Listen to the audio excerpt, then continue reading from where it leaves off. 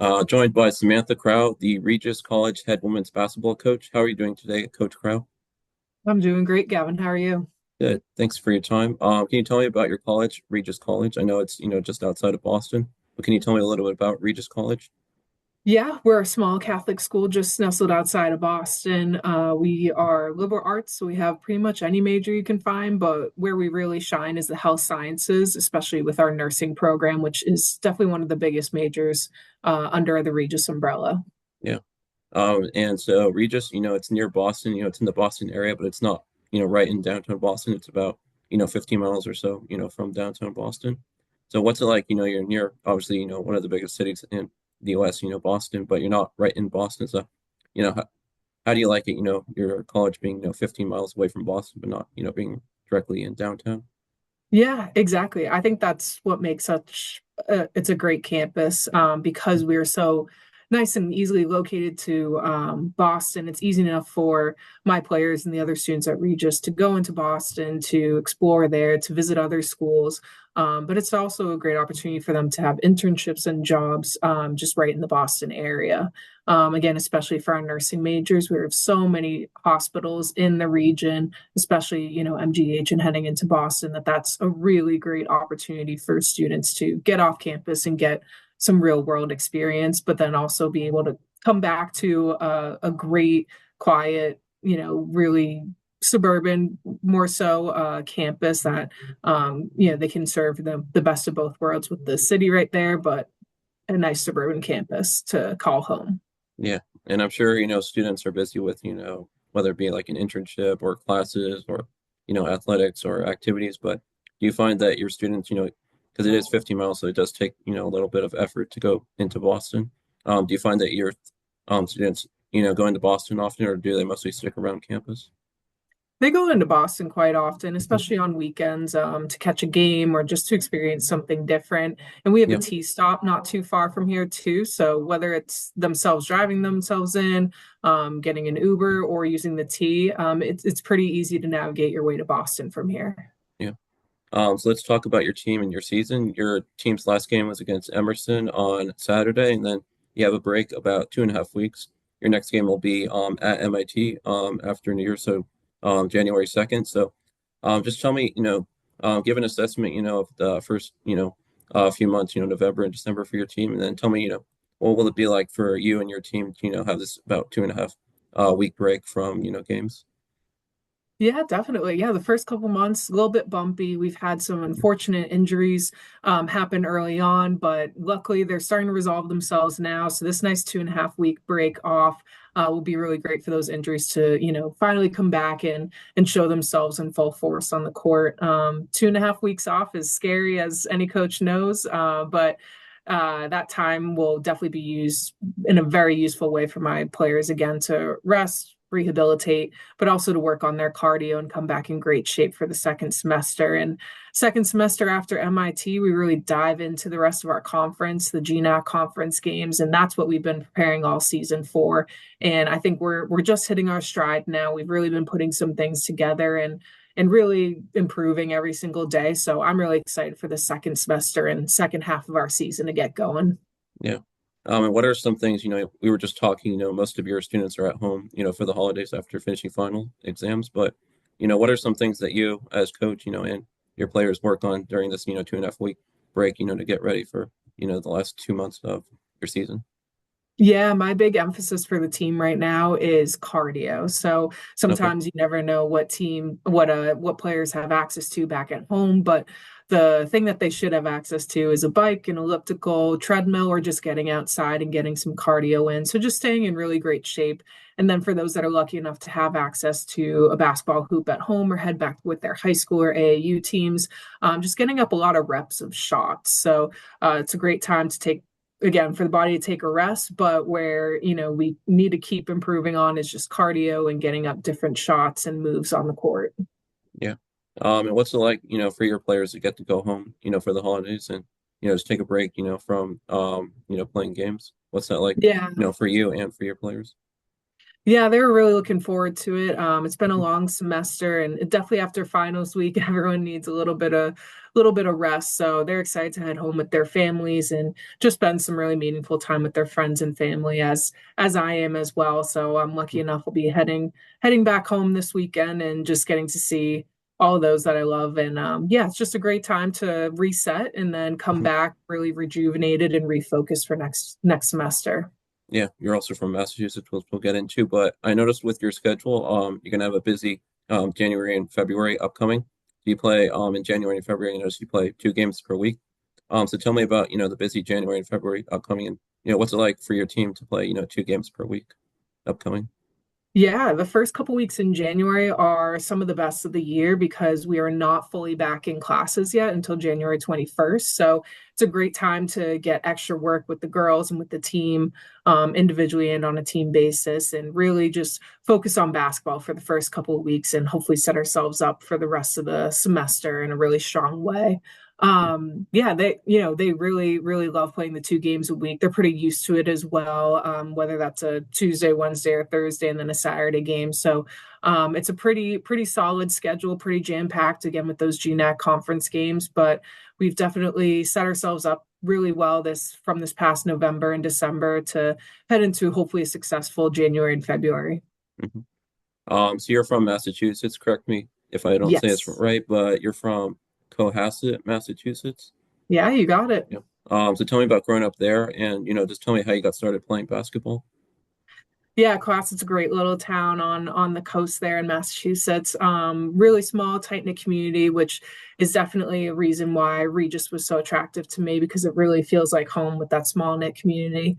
But Cohasset was awesome. It's a big, big sports town. We might be small, but we're very mighty when it comes to our sports. So I grew up playing everything under the sun, especially with 3 other siblings. We're always competing in the backyard. So it was a really great environment, especially for young females to grow up and really get attached into sports. Yeah. So you grew up, you obviously played in high school at Cohasset High School and you grew up playing AAU basketball. So just tell me about, your basketball career growing up, playing AAU, playing in high school. Just tell me about your basketball career. Yeah, AAU was very different than how it is now. AAU is really powered by social media and getting to big national tournaments. When I played with mostly just my high school team, and we had some dads coach us who were awesome, and really just taught us the fundamentals. And we just played in local tournaments, had a lot of fun with it. But myself and all my high school teammates, we all played, 3, 4 sports at one time. We just loved playing sports. So we just made the AAU circuit work best for us, not necessarily for recruitment, which I think really brought joy to the team and to the sport itself. And then yeah, the AAU really translated well into our high school seasons. We're very successful in my 4 years. My sophomore year, my senior year, we won state championships for Division IV. We were very successful, especially my senior year, going 25-0. So I had a really, really great high school experience. Was around really talented high school players as well. There wasn't just one star. We had multiple college athletes graduate each year, and we really loved the sport and just wanted the most out of it, and we really did get the best out of it. And I just had so much fun in Cohasset with all the former teammates I had there. Yeah, so you mentioned growing up you played multiple sports. Tell me about playing multiple sports, how that was for you. In high school, did you just play basketball or did you play multiple sports in high school? Yeah, I love soccer. I was a huge soccer junkie growing up too. So I always played soccer in the fall, basketball in the winter. And then the spring, I switched it up a couple of times. I played a few years of high school lacrosse, played a year of high school tennis even. I played softball a ton growing up. So it was always a revolving door of what's the next sport, what's the next thing I'm going to play, which is definitely something I look for in the recruits that I bring. It's nice to have some recruits that specify in basketball and really hone in on it, but I do love seeing recruits that kind of have that multi-sport athlete, general athletic attitude. It really helps with preventing injuries and such. And I know that helped me big time being a college athlete, just having, again, experience in other sports and other challenges. So, yeah, it was a really great experience. Yeah. So you played, college basketball at Endicott. also in Massachusetts. So what drew you to Endicott, and just tell me about your time playing college basketball at Endicott. Yeah, Endicott, very similar in a way to the hometown I grew up in Cohasset in terms of a small, tight-knit community, a school that really focused and promoted their athletes and sports in general, and just really felt like home to me. Especially being on the water there. You know, you can't beat having a beach right across from the school that you go to. So that's what really attracted me to it initially, and then just seeing how successful their basketball program had been, where they were looking to take it towards. It really just it felt like home when I did my overnight visit there. So it was a very easy decision for me. Yeah. So I was reading your bio. You have an extensive list of, things you did outside of basketball. So can you just, give a summary of some of the things you did outside of basketball, Sure. Yeah, while I you're would in say college? yeah, the one thing at Endicott that I really love doing, and something that I really look fondly back on was being a part of alternative spring break. So it was a year long process, but it was for ultimately just taking our spring break and going and doing Habitat for Humanity. It was really transformative experience. We went out, we helped build roofs, we helped build shelters and homes for families, and it was just a really great experience to give back. And I'm in touch with a lot of people that I went with on that trip, and yeah, it was just something different, something out of the athletic realm that I really enjoyed being a part of. Yeah. And, going into college was your goal to, get involved in all these different things, do these different things that you did, outside of basketball, or did these things, just end up happening, throughout your college career? Yeah, I was kind of seeking for these other community service trips Okay. because I had been involved in some in high school. Cohasset High School, via one of the churches in town, we do the Appalachia Service Project, so very similar to Habitat for Humanity. So I always look for different ways to give back, and I think that really helps enhance a community that naturally is involved with just different ways of giving back. Nice. So this is one notable thing from your time at Endicott, but so just tell me about some notable, moments from your time at Endicott, and then you're also named Female Athlete of the Year as a senior. So what did it mean to you to be, female athlete of the year, your senior year? Yeah, it meant a lot. I had no idea it was coming. It's not something I sought out to do or become. But what I just went into every season with was just trying to be the best teammate I could, trying to contribute as much as I possibly could as an individual and as a eventual captain and leader on the team. Whether that's getting rebounds, making shots, or just being really positive on the bench. Just wanting to compete as well. And just with that competitive attitude and spirit that I've sort of always had, that just naturally brought me to being named Female Athlete of the Year, scoring 1,000 points, and my senior year really capping it off with winning the ECAC championship. That was huge, and that was something me and my teammates really wanted to accomplish in terms of just leaving our mark at Endicott in a team sort of sense, just bringing some sort of championship to the school. That was a big accomplishment for all of us, and definitely something we all look fondly back on. Yeah. So what were some of your favorite memories at Endicott playing college basketball? And then you did play college basketball, so you're a head coach now. So, how has, your college basketball career, how did that help you, for being a head coach now? Yeah, hard to pick, just one memory, but again, I would say that that championship win was definitely one that really sticks out in my mind. But more so than that, it was just the funny moments and funny times in between practices or games that I had with my teammates, the times in the locker room or in the dining room to get together. It really helped form such a great experience at Endicott, just having that team, that family, those people that you can go to for anything, and those people that I'm in their weddings and they're in mine, and we're still in touch to this day. Those are really the meaningful moments. But yeah, I just really fell in love with basketball even more so in my college years. At the time, I wasn't really thinking about being a coach, even though everything I had done from being a camp counselor to a teacher had really led up to, being a coach, and giving me that great background. But I was still searching, what part of psychology did I want to dive into. And then in my first year of post grad, I was teaching in my hometown and was lucky enough to get a part-time coaching job with Bill Gould at Emerson. And from there on, I just fell in love with it and was like, how can I figure out how to make this, my full-time job, what I'm going to do for the rest of my life? And that's just what I've set out to do from there. Yeah.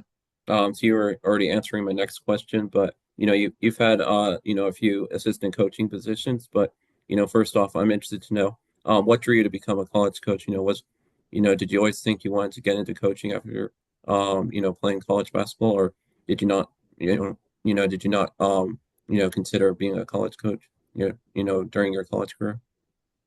Yeah, yeah. During college career, didn't have a thought of being a coach. Wasn't really thinking about that at the time, but coming out of undergrad, it became more of a reality of like, okay, this is a way I can still stay involved in the sport. Because that was the biggest, you know, sadness of graduation was, oh wow, your career is over. You were done with basketball. And I wasn't ready to let go of it yet. So becoming a coach seemed like, okay, this is a seamless transition. Let's see if this works out. And then, like I said, that first year with Bill Gould and the rest of the staff at Emerson really showed me, okay, this is definitely something I want to do. The impact that I felt I had with that first year of players at Emerson was, really impactful for me to just be like, all right, let's find this next step. And that's where I just kept trying to find, other coaches to learn from, other programs to be a part of, to help craft myself into the head coach that I am now. Yeah, we had some great mentors as well, get into, but your first coaching position was being an assistant coach at Emerson, as you mentioned. Just how was that first position? What did you learn, from that, first position? Yeah, I learned that coaching is way more than just X's and O's. It's about being a people person first and being about having great relationships with your players so you can understand them as people, what motivates them, what gets to them, what's going to help them most on the court. I really understood just the necessity of that piece. And then on the back end, being able to, all right, once I understand this person, now I can best teach them the skills necessary to be the most successful on the court. Yeah. And then you got your next position, you were an assistant coach at Williams College under Pat Manning. And I was reading you had many duties while you were at Williams College. So just tell me, what was it like, getting to be an assistant coach under Pat Manning? Obviously, she's a really great coach. And, can you just tell me about the many duties you had while you were at Williams College?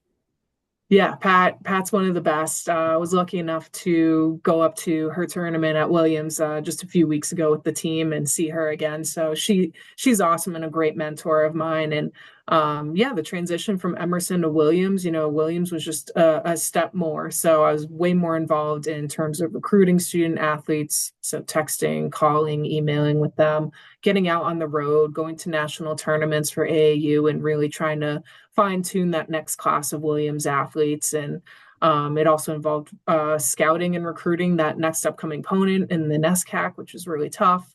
And then also just making sure our travel, our equipment, our gears set, just every day-to-day opportunity. And really thankful, Pat really let me and the other assistants at Williams just kind of run with every facet of the program so that way we could learn, okay, this is what it takes to put together a college team.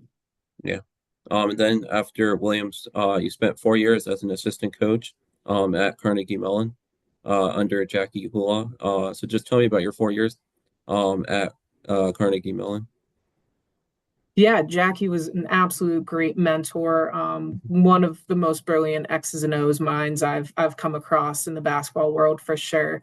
And a really, really tough recruiter too. So she helped me just expand, how to sell a school, think of it more of a salesperson and as a business person and less of a basketball coach. And in that way, you're able to really make sure that the student athlete finds the best place as well, because you want to make sure just as much as you love a recruit, you want them to love the school that you're at. So she was really helping me, become the salesperson, in that regard. But her X's and O's IQ really just helped challenged me even more.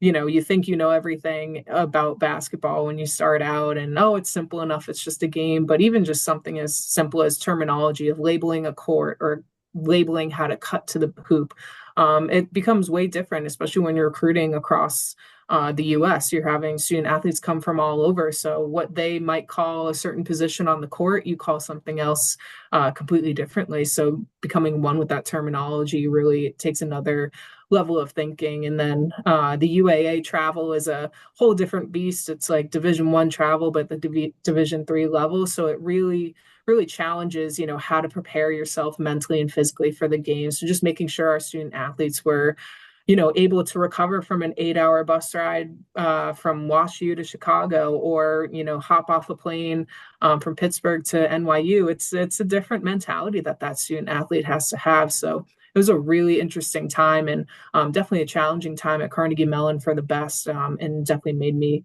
a better, more thorough recruiter and coach in that sense. So correct me if I'm wrong, but Carnegie Mellon, I believe they're known for, having quite, challenging academics. So, what was it like coaching there where, the academics are obviously the priority and, they're quite challenging, so what was it Yeah. like for you, coaching there and then, having to balance, academics and, your basketball athletics, for your players? Yeah, that was definitely a big part of being an assistant coach, both at Williams and Carnegie Mellon, with such high academic student athletes. Their emphasis on achieving an A and doing the best that they can in the classroom is really top of mind for them. So making sure that they balance, how to approach their academics and athletics was a huge part of me, mentoring them.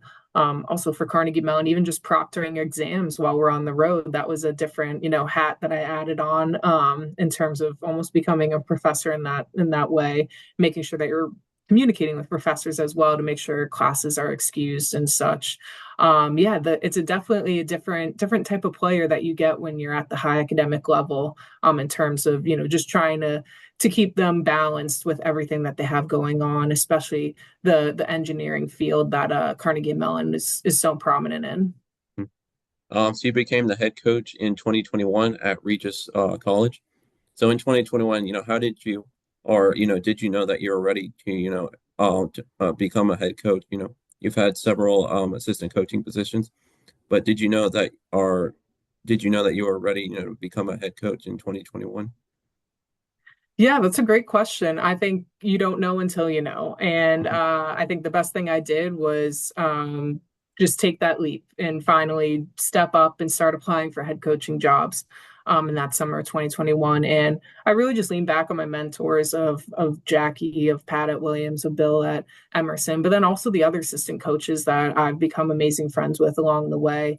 Talking to some of them who had recently made the leap up to being a head coach, and how did they know that they were ready? How did they feel that they were ready? And I think, just having been with such great head coaches at 3 different schools, it just really helped me develop who I was as a coach. And I just felt like, okay, if I'm going to start to make that leap now, I might as well and see if it works out. And I'm lucky enough that Regis opened up and brought me back from Pittsburgh all the way back to Massachusetts, back to family. And it just seemed to align perfectly. So, it was a little bit of, trusting my mentors, but then also trusting myself of like, we got to take this step up.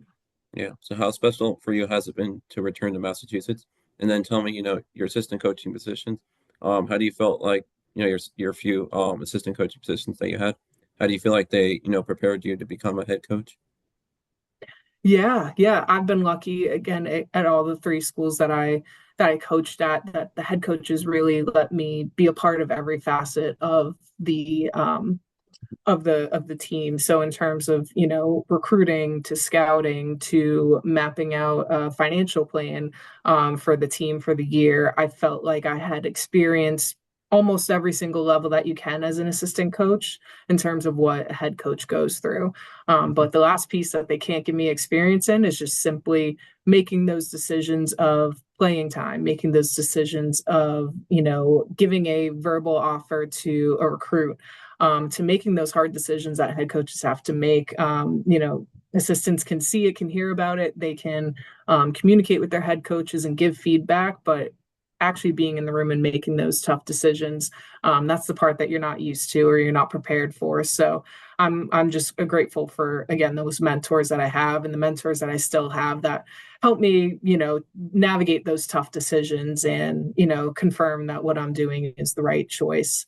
But yeah, I'm really happy to be back in Massachusetts, happy to be back close to home. My parents are huge, huge fans of everything I do with basketball. And so they've been wearing all the Regis red and coming to all the games. So it's really great to just be back close to family and have that support again. Yeah, that's great. You get to have your parents come to your games. That's great. So you've been a head coach now for the past 3.5 years, about at Regis. So just tell me, how have the past 3.5 years been for you, being the head coach at Regis? And, what have you learned throughout your past, 3.5 years, being a head coach, given this, is your first position that you've Yeah, had as it's head been coach?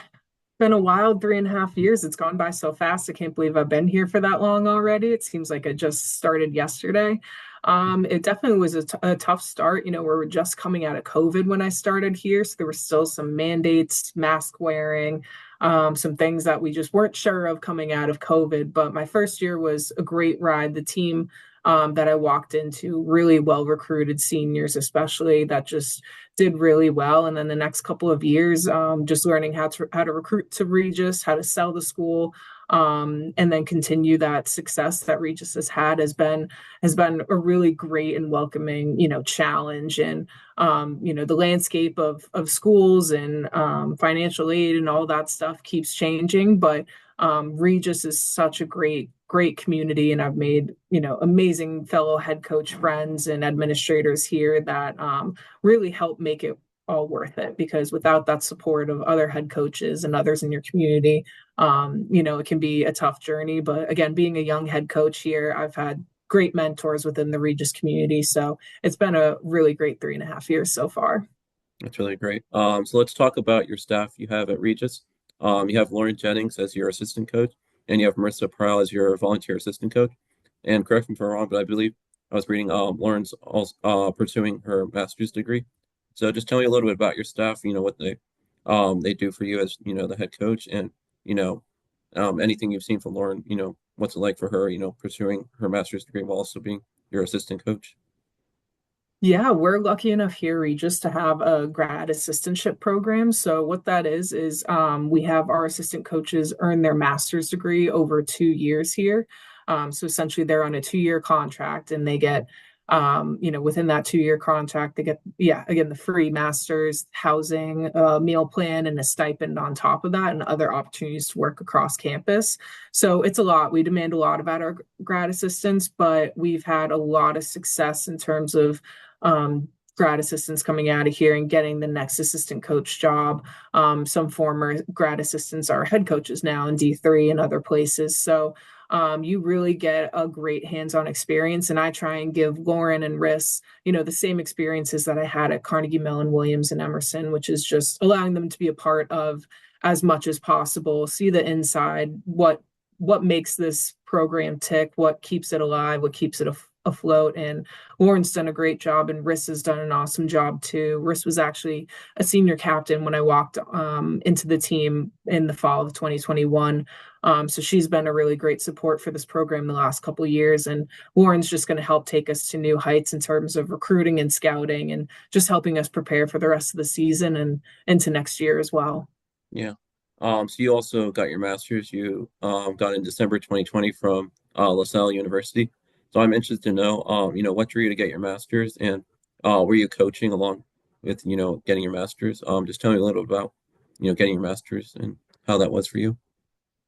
Yeah. So I started my master's back when I was at Williams, and it was by the influence of a fellow assistant coach on the men's basketball staff who was just finishing his up as at LaSalle. He's recommended the program. He said it was easy enough to do along with his assistant coach duties. So from there on, I just took about a class a semester throughout Williams and my time at Carnegie Mellon, and finished it up just before I got here at Regis. And that was great advice that I got from the men's basketball assistant, but also the men's head coach at Williams as well. It was just to complete it before you get a head coach, become a head coach. Being a head coach, you have a little bit less time to complete that. So I was just happy to get through that and accomplish my master's. It's something that no one in my family had done before yet, so it was definitely a new journey. And education is definitely something I continue to promote, obviously, as an educator here at a college. So hitting that next step and getting my master's was great, but I was definitely happy to get through it. Yeah. Since being head coach, in 2020, what has being a head coach, taught you? Like, what have you learned the most over these, past 3.5 years, through being a head coach so far?